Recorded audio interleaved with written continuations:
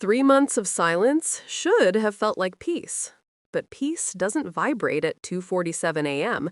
It doesn't glow across a dark room with her name, her name, after 91 days of leaving me mid-sentence and walking out of my life without looking back. I stared at the screen a long time before I actually read the message. Just apologize sincerely, and I'll graciously be your wife again. Graciously? Like she was doing me a favor? Like I was the one who had broken something? My thumb hovered above the screen. Not to reply, just to prove to myself that I didn't need to.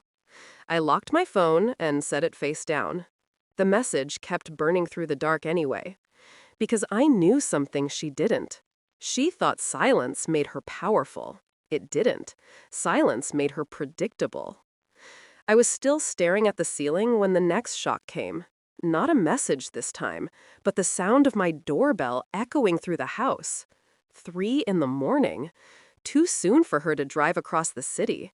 Too desperate. Too calculated. By the time I reached the hallway, I already knew she'd be on the other side. But I wasn't prepared for who opened the door before I could. And neither was she.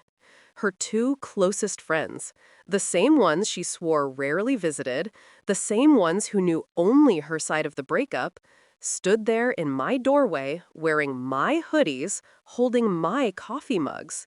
And she went ghost white, like the universe had finally replayed her lies back to her in real time. She whispered my name. I didn't answer. Her face was a map of everything she hadn't expected to see tonight. Shock, panic, recognition. All the expressions I wore the day she left. Back then, she had stood in my kitchen, purse already packed, eyes fixed on her phone more than on me, saying she needed clarity, saying she needed space to think, saying she was staying with a friend for a few days. But her lie cracked the moment her phone lit up, and her ex's name appeared on the screen. She forgot to hide the smile. That was how I knew. The betrayal didn't land all at once. It sank slowly, quietly, like watching a leak fill a room an inch at a time. I didn't ask anything then. Didn't fight, didn't accuse. I just stepped aside and let her walk out. She thought it was weakness. It wasn't. It was the beginning of my silence. I began noticing things afterward. Receipts she left behind, shadowed calls at odd hours, her best friends echoing too many of her excuses. A pattern forming long before I understood it. But I didn't confront. Not yet.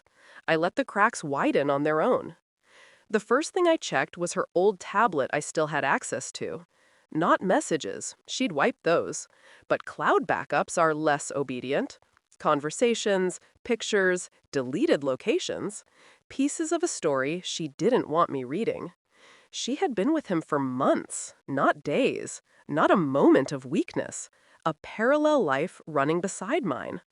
Her friends had known. One had even covered for her. The messages between them were polite, empty, carefully curated lies, the kind that hurt more because of their elegance. I didn't react. I didn't rage.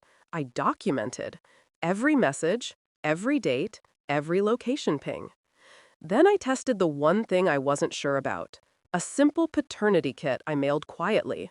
A routine answer to a question she never gave me reason to ask, until her ex started posting subtle, smug things online. Things only someone with misplaced confidence would share. I kept living normally, working, sleeping, answering no one. Meanwhile, she moved in with her ex, played house, played victim, played innocent, a rotation of lies I watched without blinking. The results came in exactly 2 days before her 2:47 a.m. message, and I smiled for the first time in months. Not because of pain, but because truth has a way of cleaning the air around it. When she showed up at my door, unannounced, breathless, glowing with delusion, she didn't know the truth was already waiting for her. I didn't speak. I didn't greet. I simply walked past her into the kitchen and picked up the unopened envelope I'd left on the counter. Her friends stood behind me silently, unsure whether to leave or watch. I handed the envelope to her. No explanation, no context, just a piece of paper heavy enough to shatter whatever fantasy she'd constructed. She opened it slowly, expecting something else. A love letter, an apology, anything but what it was. Her eyes scanned the lines once, twice, a third time, as if repetition would soften the truth. It didn't. The child she thought could tether me was not mine, not even close. Her lips parted in a soundless tremor. I stayed calm, too calm. That's when she broke. A soft, strangled sob, a whisper of my name, like it could undo the evidence in her hands. But truth doesn't negotiate. She tried stepping toward me. I stepped back. Her friends watched her unravel. The same friends she had convinced that I was the problem.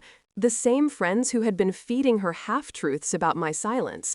The same friends who had quietly realized, over weeks, what she'd done, and who had come to me, ashamed, wanting to make things right. That's why they were here tonight. Not as my lovers, not as a replacement fantasy, as witnesses to the truth. "I can explain," she whispered. "I know," I replied softly. "That's why I kept every receipt." I placed the rest of the printed messages on the table, her entire double life laid out in chronological order, undeniable, uncomplicated, final. She crumbled, not dramatically, just quietly, like she had swallowed her own script. That was my revenge. Not raising my voice, not humiliating her, just letting the truth speak louder than any anger I could have offered. She stayed on her knees for a long time, whispering things I no longer needed to hear. Regrets, excuses, promises too late to matter. Her friends didn't move, neither did I. When she finally looked up, eyes red and wide, she asked the one question I had already prepared for. "Can we fix this?" I exhaled, not in sadness, in relief. "No," I said calmly. Then I opened the door behind her without looking back. She walked out into the night alone, and for the first time in months, my house felt clean. My mind felt sharp. My silence felt earned. I locked the door, and that was the last time her name ever lit up my screen. Some truths don't heal, they free.